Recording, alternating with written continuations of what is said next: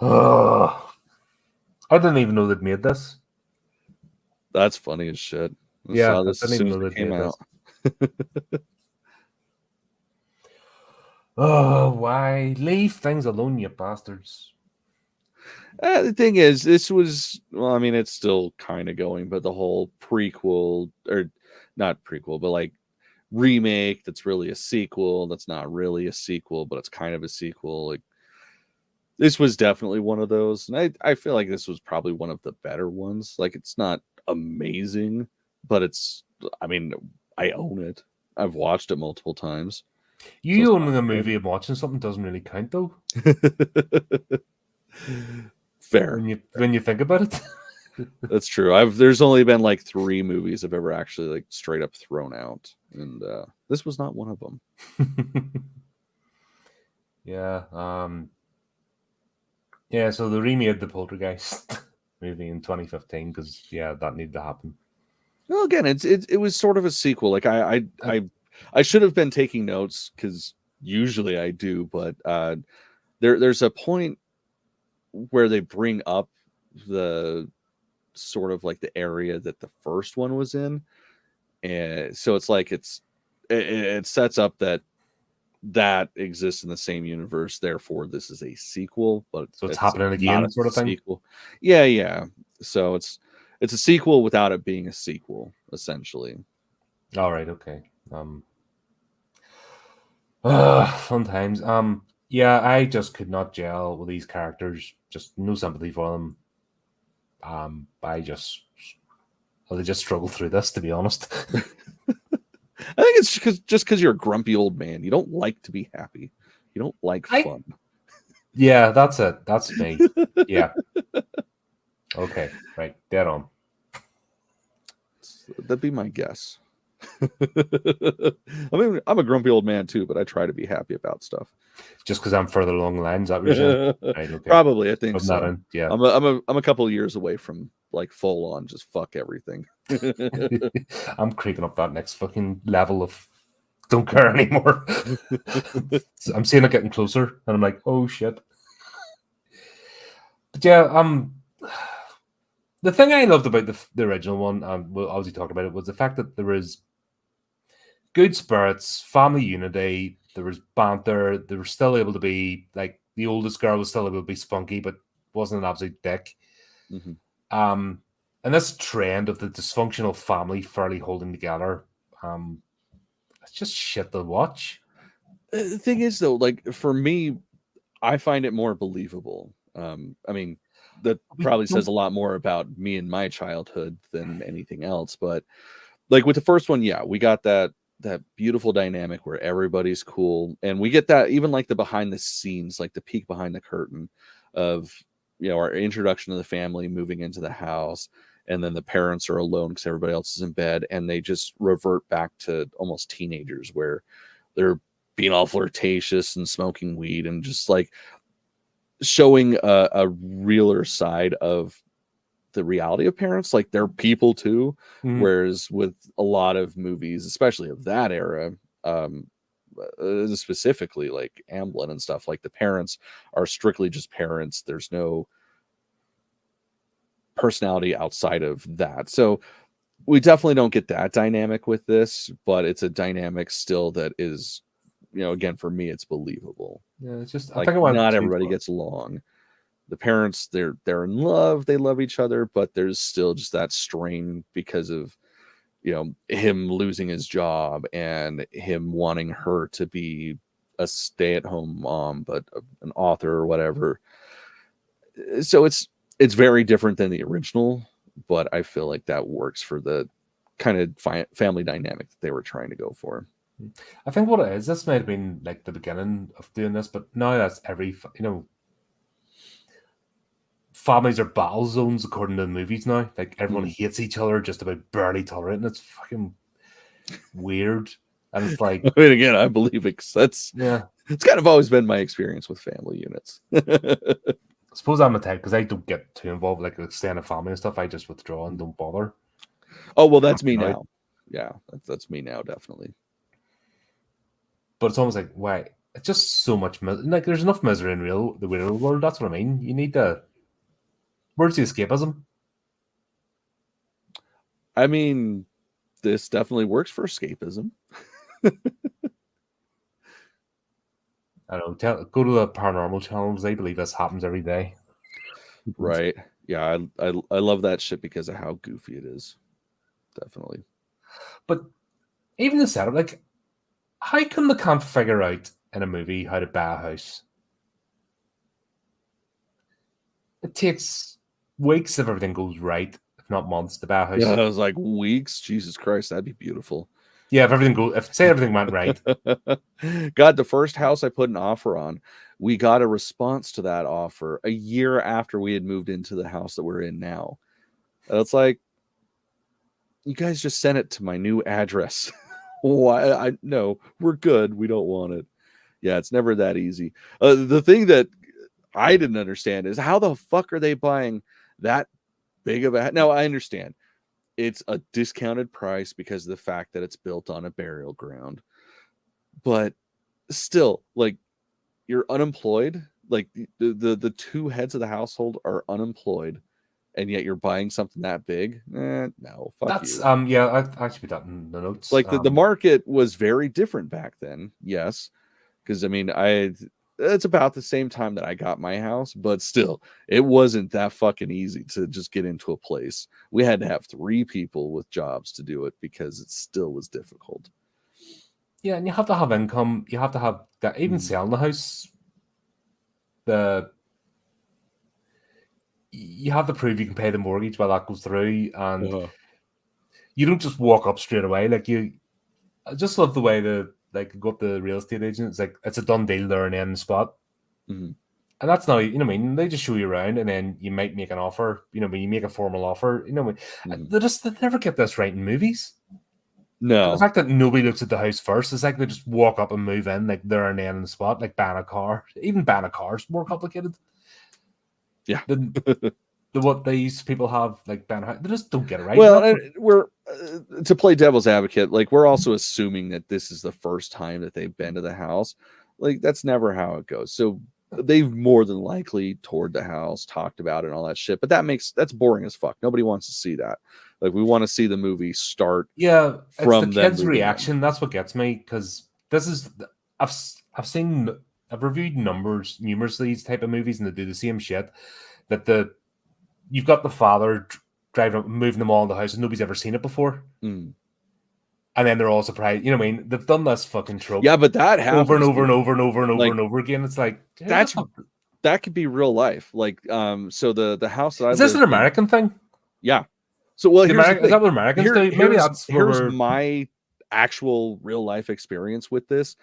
The house that I lived at from the time that I was 12 until I think 17.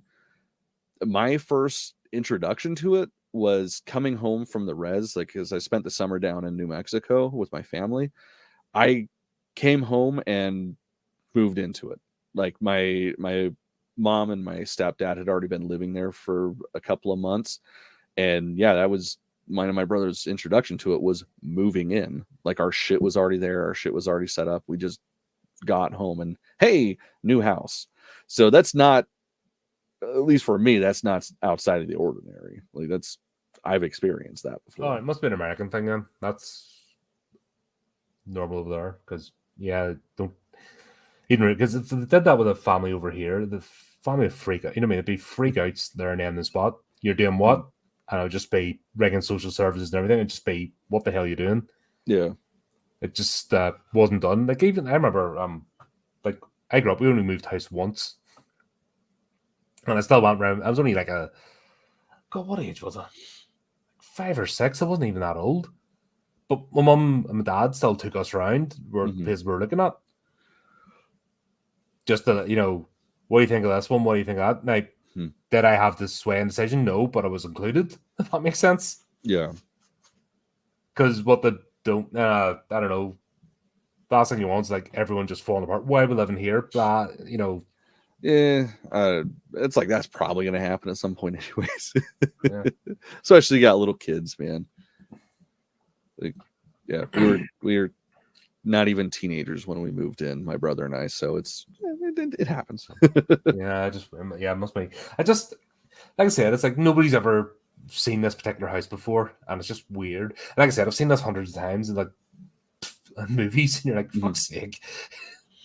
But yeah, they're slumming it. Like, oh, we're on our luck, so we'll move in this 4-bedroom house with a garage, pool, and garden. Well, I mean, that's reality. To be fair, it was. I don't remember them saying that. I remember. You mentioned the pool. I remember it being one of the guests when they had people over for dinner talking shit on the area, and it's like, bitch, the fuck are you doing in this house? Now, unfortunately, I've had that same experience where have guests over and they start talking shit on your home as they're sitting in your home and enjoying. They don't remain guests very much longer. Yeah, I've done that. I remember being the date and brought her back, and the first thing she did was come into my place like, "Oh, this place needs a woman's touch." I was like, "I'm not gonna need a taxi. You're fucking straight out again. Get the fuck." Well, didn't get past the living room. It's like, this night is now over. The fun part for me when that happened to me is it's like I just wanted to shoot right back with, "Oh, cool. Well, why don't you invite me over to your home that you own?" "Oh, you don't own a home? You're renting?" That's right. It's like the audacity of people. It's like, "Oh, cool. Your house is bigger. Well, guess what? I own mine. You're just fucking renting yours." Yeah, cocksucker. I don't get I don't stay friends with people like that anyway. I knew them in school and stuff. And there's always remember this fucking dipshit in particular. Tommy Two Shits always had to be, better than everybody and would try to get you into conversations with I'm better than you. It's like, get the fuck. You're another broken home kid that's fucking full of angst and anger, and you're a dipshit. You're not telling me anything. Funny enough, there's people that would get on like that, and they're no longer here, and I am. Right. So I win. Yeah. Because fuck them. Who's turned out better? Do you know what I mean? Yeah. I'm still here, you know what I mean? By choice. I win. Fuckers. No, I don't get that. But yeah, this whole thing of, they've moved. If they moved into the project or something, I would get it. But they're not. Yeah, this is definitely no Cabrini Green. Yeah, it's like, what the hell? And the way even that dialogue through it, it's like, why are you bringing this? What the hell is this? It makes no sense. Well, and it's like, the thing is, I understand why they're saying it, because of course that's setting up the undertone of, well, that's why you got this so cheap, is this area is not good earth to be on. But I feel like there's better ways to do that, like less. The first one brilliantly.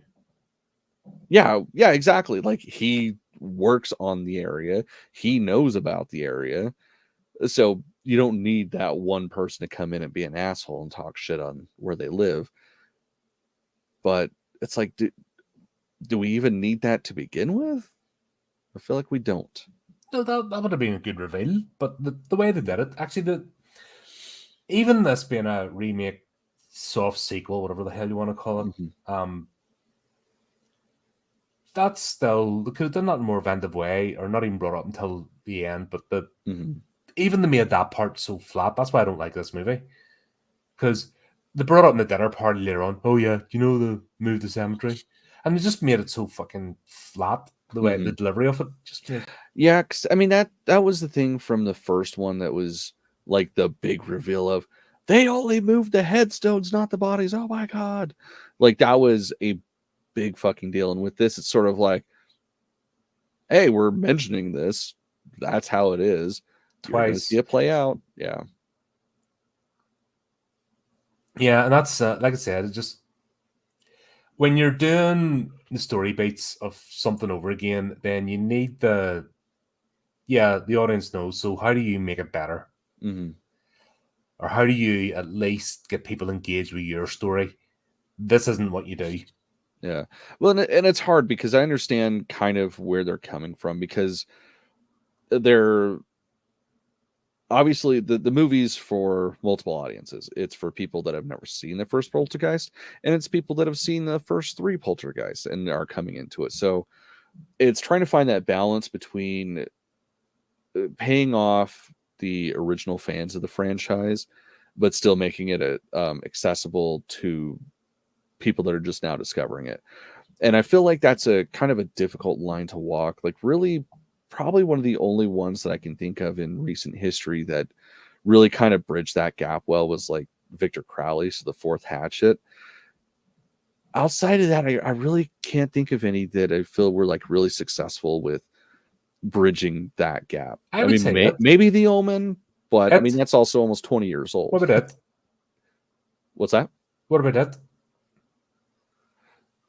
That's true. But see, like, even with that, those are two completely different things. Like, you get the mini series, it's a snapshot in time of that era of cinema, which it wasn't even really cinema, it was TV, and then the movies. But even with the movies, like, I loved them, I did. But there's such a huge disconnect between the first like part or chapter 1 and then chapter 2. Very different movies, very different feel. Well, the first one stayed close to the book because that's the way the book started. See, that's the funny thing. Sort of coming back. The second one was actually closer to the book than the first one, but the first one feels like the book. Like the second one opens. No, but the story beat was what's his face coming back, and they were covering the new set of murders, and then they went sort of back in their memories to uncover the what was actually happening. Then obviously people getting called back. So that was the second one. That was the second movie. No, the first one actually started off back in time. The remake with Belle Skarsgård, they started off back in time. Yeah, well, that's what I'm saying. Like, so but the book the second and one, the original miniseries starts off in the future with the adult characters, and then the sort of drift back. I could have swore it started. No, because it was. I did a deep dive. It's on the channel. Fucking. You should watch some of these episodes. I just barely. You should watch this. Mate, you should watch this channel. Honestly, it's quite decent. I do some research. I did a whole deep dive into the book, the miniseries, and the thing, and I did it by myself because no fucker would come on with me. So okay, you say this shit, but you do all the fun episodes without me. That's because you're never stuck here. Doing these. Like, these are fun, but the movies fucking suck mostly. Like, you're doing the Lord of the fucking Rings without me. Like, if there was ever a franchise that I should be talking about, it should be that. Or like Killer Clowns from Outer Space. You did that shit without me, and that's one of my all-time favorite movies. Like, blame Chris for that one. And blame Dale, because Dale wanted to start with the Peter Jackson series, and of course we're going to get there. Yeah, but without me. Oh, yeah, I try to tune in. It's I work, man. No, but I did actually do a deep dive into the whole that thing, and it was I'll have to rewatch or reread because it starts off with the first scene with I forget his name, the black fella, the librarian. Mike, yes, it starts off with Mike at the crime scene of the wee girl in the miniseries, which starts off in the book. So those two are closer aligned. But the reimagine the movies actually starts off taking you back in time, and with those, I don't think anything was taken away from either the miniseries or the book with the remakes that time. You know what I mean? I didn't feel like somebody was pissing over someone else's property. Yeah. Like, I didn't get a feeling from the movie as, haha, that shitty TV series, I'm going to do it better. I never got that impression. No, definitely not. Which is what annoys me. This because it's giving me the impression of, fucking, who cares? It's only a remake. Fucking just do whatever, let's just get it shot out as quickly as possible. Well, and that is the hard part with this, is it's like it tries to do all the same beats that the first movie did to sort of be like, we can do it as well, and we can do it with modern technology. Which is never going to work. And it's like it does and it doesn't at the same time. Like, we don't get like the whimsical, ethereal feel that we did from the first one, because like the ghosts, like it was, an old-fashioned technique where they put the puppet in a tank and they film it and then they put that over it so it looks like it's floating and just all ethereal and beautiful. We don't get that with this. We get the fucking Constantine-esque hell creatures, which is fun in its own right, but it's so different than the first one. And it's like, was that a good decision or a bad decision? And I've never been able to quite come to terms with one or the other.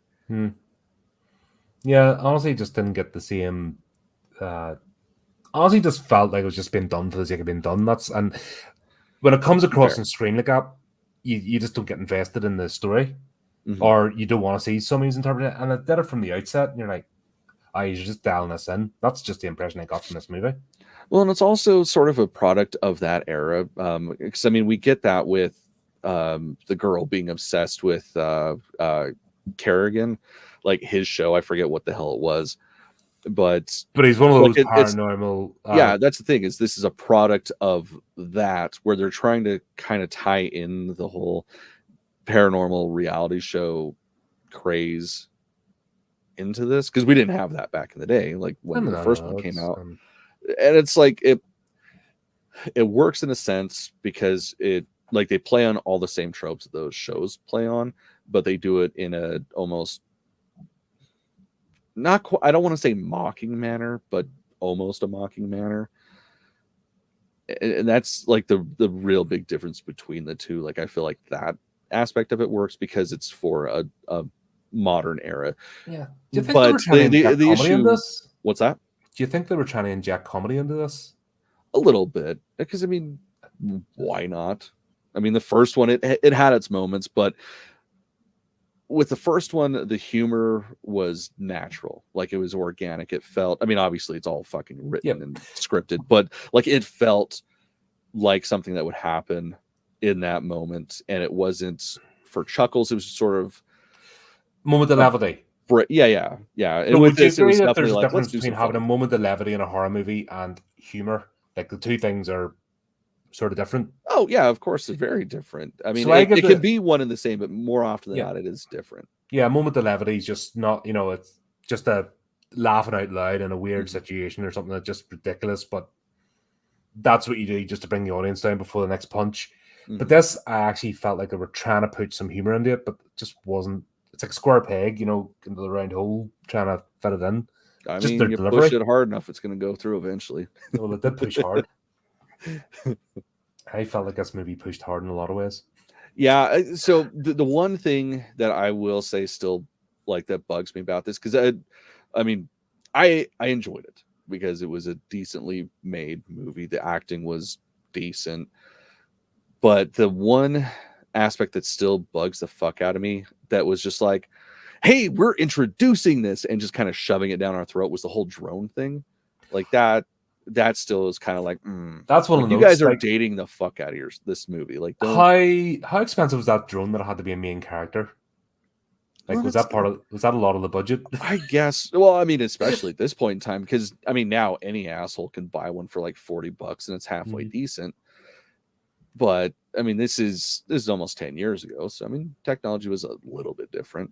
But yeah, it's like there was so much emphasis on that for so little payoff, and it wasn't really necessary. Like, we could have just got like the POV of somebody walking through all of that shit. But yeah, whatever, it is what it is. Do you think this would have worked better if it wasn't Poltergeist? If they just made a possession movie? No.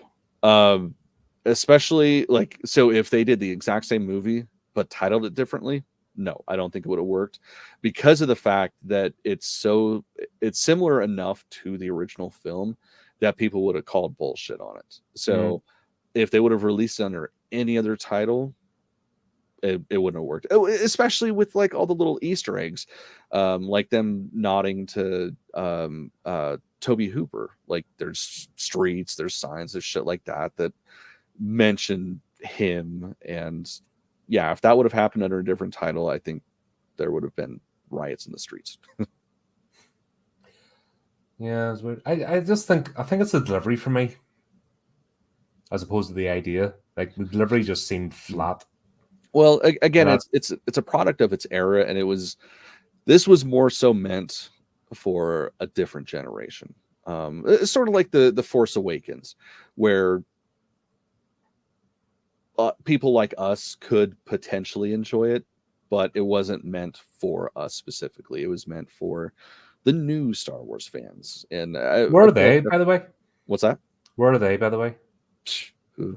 I don't like to talk about that. I don't like them. Where are they? Sorry. Oh, there's a lot. There's a lot. Oh, there's a lot. There's a lot on social media, but no, I'm talking in person. Like because I mean, so at my tattoo shop, I have an entire wall that's pretty much dedicated to nothing but Star Wars tattoo flash. So people see that, they see the lightsabers hanging on the walls, because both Joe and I have lightsabers hanging on the walls. Like, there's a lot of shit to spark up conversation if you're into Star Wars, and there's a lot of them out there, man. And I don't get, I mean, good for them. If they found something they like and makes them happy, that's awesome. A lot of people spend their lives looking for something like that and don't, but yeah, I don't get it. It's funny how this is dated more in 2015 than 1979. Well, that's the thing. So that like was we watched the original. When was that? God, that was a while ago. Mm-hmm. But we watched the original and still was able to enjoy it, and it didn't, even with the 80s, early 80s effects, was still watchable, enjoyable, because you forgive that because of the characterization. Mm-hmm. But this feels dated. Like, it already feels. Yeah, I mean, this was 8 years ago, and it already feels like, damn, that's some old shit. Because I mean, that was the magic of, that Amblin-esque era. I mean, yes, it was a Tobe Hooper film, and yes, Spielberg did shoot like B-roll and stuff, and whatever. There's a lot of all that shit. You can read into it or not. It doesn't matter. But that was the magic of those two filmmakers coming together to make something. Is they understood timelessness. I mean, look at fucking Tobe Hooper's most famous movie, Texas Chainsaw Massacre. That, if it wasn't for the clothing, could be any era. Yeah. And actually, even because of the clothing, that could be any era, because fashion always makes a return at some point. Like, that movie is fucking timeless. This one, they put too much emphasis on certain aspects to make it relevant to people at the time that have since been dated. So how long has this trend then been going on? Because we'll see where we are now with Hollywood, and they're in the gutter. Like, it's a wounded animal that just refuses to die. Thing is, like I was talking about earlier in the episode, I mean, that's just how it's always been. Like, we get the huge studio tentpoles, like the ones they put all their eggs in their basket for, and try to make something by a committee. Like, this is what did well this weekend, so we need somebody that can do this, and this, and we'll check all those boxes and then put it out, and hopefully ride out on that trend. Like, that's where a lot of the money goes to. But it's always been the smaller independent films, or even just like the smaller budget films. Those are the ones that really end up being timeless and carrying on the art of cinema. So that's nothing new, like, at all. Yeah, it just feels worse now. But I'm just wondering if this is part of that sort of trend, because you just don't, like, I did not care about the characters, anything. It was like, either close up the house, blow it up. Okay, at least the movie. That's just the way I felt with it. And I think it's all just down to delivery, and like, you can just sense there's an attitude of, we don't really give a shit, we're just pushing this out here. I mean, sort of. I mean, I don't know. Like I said, I felt like the dynamic worked. I felt like I could believe the characters. But once again, is it the same as the first one? No. Like, the first one, they were like the perfect family. Like, that was what everybody hoped their family was behind closed doors, but they weren't. This one, it's a little bit more relevant to I guess I don't want to say traditional family, but a more realistic version of a family. Yeah, I suppose, but I think they've taken that trend in particular. Maybe that's why I find it egregious, because they've taken that right to the nth, as in, how dare you be in a family sort of thing now. And it's weird. But anyway, yeah, Corrigan was an interesting. Don't imagine him breathing. He was an interesting insert. Yeah. Well, I mean, I'm still trying to figure him out as a character. oh, what are you trying to figure out? I thought it was pretty straightforward. They couldn't have the lady from the first one. Oh yeah, but like, so they had to get does somebody he in. believe it, or is he telling it? You know what I mean? I dug him. Him and fucking what's her face. I The doctor had the shit pulled. Where is it? God damn it. Just had everything pulled up. Oh, so Dr. Brooks. Like, I liked their dynamic. I thought it was pretty funny. Was it necessary? No. Like, it didn't really build anything to it the was a whole story. side plot, and it but felt like filler. I was like, why are we getting a love story between these two, even though, you know, they're divorced, rekindling their relationship, whatever? How the hell do you need that side plot? Yeah, well, and that's the kind of thing, like, if you're going to introduce that should have been brought in much sooner into the film. Like, you have two different films going on. So you have the family's shit, and then you have the doctor and the psychic shit. And then when that shit merges together, it makes more sense. There can be a lot more subtext, like, you know, maybe they look at each other a certain way and you understand it. You don't have to spell it out. And with this, they did kind of spell it out. I don't know. I that's actually the term I've been looking for. They've spelled out everything in this movie. Mm-hmm. There's no subtext whatsoever. I think that's what's annoying. Well, that is definitely a fucking current problem, and it only gets worse as time goes on, because, like, that's the magic of movies. That's the magic of books, is you putting your own shit into it.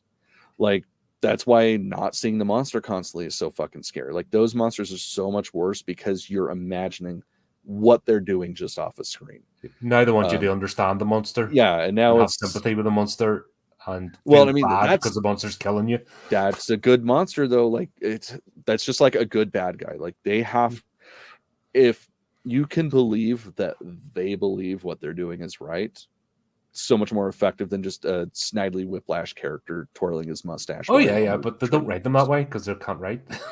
Yeah, that's the problem with self-inserts. The people that self-insert generally aren't very talented. Yeah, I need to see me. Well, and I mean, that's just, unfortunately, that's something with. Did you see that thing with the new Spider-Man game? No, the fucking writer of the game inserted herself as MJ.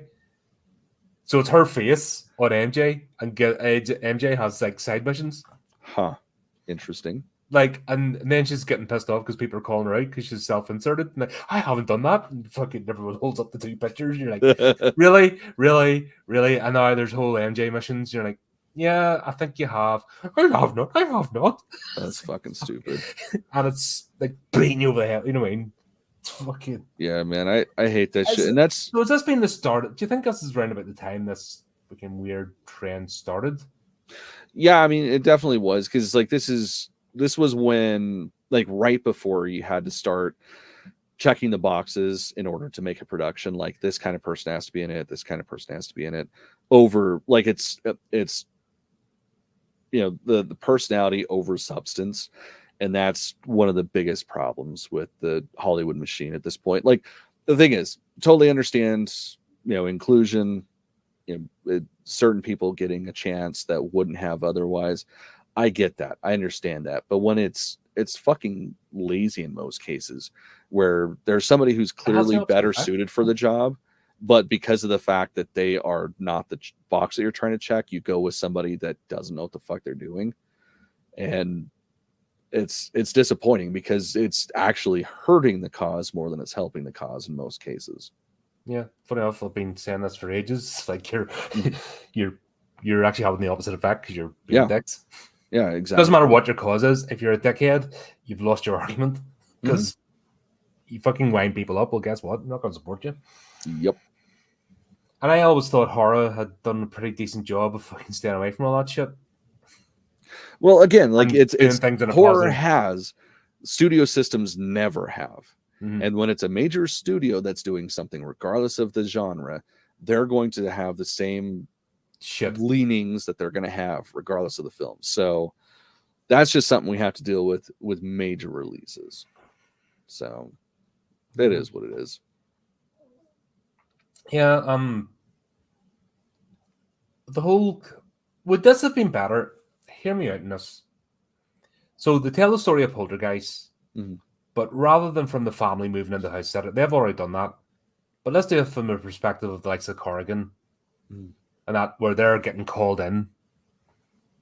I would tell that whole story, and then they go to the Poltergeist house and did it that way. Would this have given us maybe? They were definitely the more interesting characters. The family were wooden planks. They were just not. I did not have any sympathy or liking towards them, just the way they were delivered. Well, If they had it honestly, started off with Corrigan doing a show, and I had it done with the doctor, getting called into the house, and maybe changed the ends that it came from that angle, and they were doing the research rather than this just. I think, like personally, I would have dug that, but I almost wonder if they couldn't because, like, you got to figure this is 2015. The Conjuring started in 2013, so if they had gone that route, it would have possibly have been people thinking that it was a Conjuring ripoff, but also a Poltergeist ripoff. So it's like I almost wonder what that would be like. And honestly, I love the idea of that because I love that actor. Like that dude is fucking. Well, great I tell you what, The Conjuring did really well is the Amityville story. No, but the Amityville story, right? So they were able to bring in the Amityville story, but they did it from the Warrens' perspective, coming from the outside in. I didn't make that connection there for a second. But if they had done that with this, well, they're remaking anyway, so they're, do you know what I'm saying? So they had done a Warren-esque, but they're not together, but she calls him, but you get that whole lead up. So rather than the family moving into the house, because we've seen that 100 times over and it's never been done right and it looks shit. So there's 10 minutes of the movie of them moving in the house that we don't need to see. But we see Corrigan doing his thing with the Dr. What's-Her-Face doing her thing, and then her getting called to the house before ringing him, and then they bring up the fact they've been together and bit of banter over the phone before we even get to the Poltergeist. Because we don't need to see half that shit before I've seen it. Yeah, no, there's a fresh that's 20-30 minutes of the movie. Yeah. And that would have been vibrant. I would have enjoyed that. Likes of when the Warrens in The Conjuring where she it's Conjuring 2, wasn't it? She does the seance. Yeah. She's going around the Amityville house. Yeah. As he's, because those events are unfolding. Yeah. Yes. Yeah. But she's psychically linked to the spirit, which is showing her all this. And you're getting the same thing played out, but from a different perspective. And it actually brought like, I'm like, oh, Amityville, I'll have to watch that again. It was brilliant, And, oh, they're doing this. We're seeing, and that gave the whole thing a fresh turn. If they had done that with us, I think it would have been a completely different movie. Yeah, absolutely. Much better. Because ultimately, their characters were far more interesting than everybody else. So, yeah, it would have... I think that it probably would have done way better. Well, that's hard. Because, again, if it was like that, there's part of me that thinks that people would have just bitched because, oh, it's a Conjuring ripoff. But at the same time, it's like, or on the other hand, it could have been vastly different. Like people accepted it more because The Conjuring, that was one of those movies that it shouldn't have done as well as it did. But it, it became a franchise. I mean, I've loved them from the first one, but I just love the character. I didn't really know much about the Warrens in real life because it, never came across this side of the ball and I was not interested in that. But the characterization of the Warrens and that was just what made it for me. And that's, that's I said, back to all special effects of the day, characterizations. That's what holds you on. That's what makes you latch on the characters. That what makes you root for them.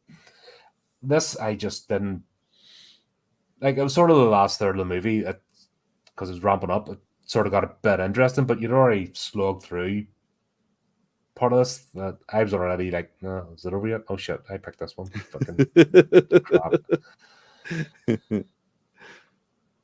But this one did all right. Actually, it cost $14 million more than the original, yet looks cheaper.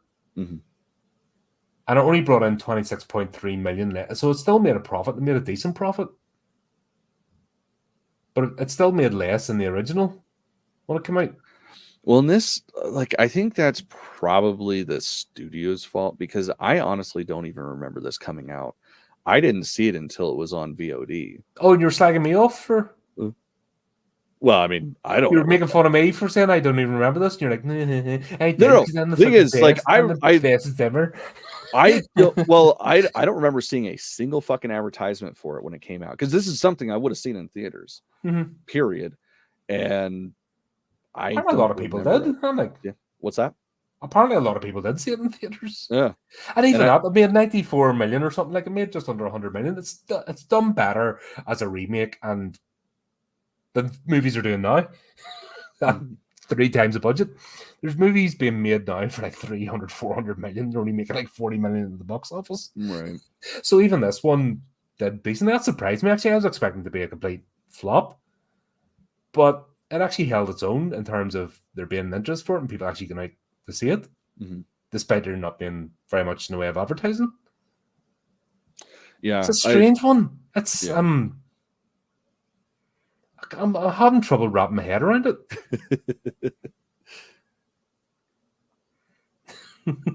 Just how, it did so well. It made its money back decently. That Well, I mean, studios today would dream of now. They're making all these Yeah. flops. the thing is with this one is it reinventing the wheel? Absolutely not. Is it something you can sit there and talk shit while watching with a fucking bag of popcorn in front of you? Absolutely. Oh yeah, it's a background movie. Yeah. The bit at the end with the humor though, that was just tragic. Because now they're trying to make it a comedy, and with the family, like this family is just not endearing. Just the characters didn't come forward. Well, so you know what that reminds me of? Like, that's 80s sitcom style humor, where if this was a sitcom, there would have been a laugh track and then the title card. And it didn't fit the forced humor of the rest of the movie. So it's like, why would you do that? That was wholly unnecessary. Yeah, but yeah, that would have done. Yeah, I think this movie just tripped itself up. It wasn't even budgetary or effect or anything. I think it was the delivery and dialogue was what tripped this movie up. This, honestly, it feels like a product of too many cooks in the kitchen, like a traditional over considered movie by executives. That's what a lot of this feels like. Like, it was done by a committee and there was somebody that said, oh, we need to add something like this in it. And that's kind of what this feels like. Yeah. That one clown was scary, so let's have a box of clowns this time. You're like, yeah. Nah, but hey, it is what it is. I'm glad you were happy. Glad it made you happy. Like I said, I enjoy it. It's not the best movie ever made, but it's definitely fun. No, it's not the worst either. I'll give it that. It's not the worst. There's potential there to go like for it to be a fresh thing. And actually, if they had went down the line of they've come back again for a different family, and maybe read reference to the original one, made it just an actual sequel. Yeah, see, and that's the thing. I think that would have worked better. I remembered that the first time I watched it. Like, I remember thinking that, like, oh, okay, this is a sequel, but they're just not calling it a sequel. But like I said, I couldn't remember, like, with this second or this last watch, I don't remember hearing the part that I swear I heard the first time that referenced it as a soft sequel versus, an actual reimagining. And yeah, I feel like if they had leaned on that more, that definitely would have helped. There you go. That was a movie. We haven't done a remake in ages. And we need to talk better then about what we're doing in the future. Stop getting you so upset. Get you box of tissues sent over. Hey, man. Here. It happens. Need to keep rack on, you know what I mean? It's the machine keeps turning. There you go, folks. Hope you enjoyed that one. Oh, yeah. We didn't fight as much as I thought we were going to, but yeah, no, that was a pretty mellow discussion. That was surprised. That was okay. That was just a minor disagreement, but good luck with that. We'll not fall out over it. Right. But there you go, folks. Until next time, keep up to date with the channel, do the typey clicky things. Until next time, keep it creepy. Keep it horrific.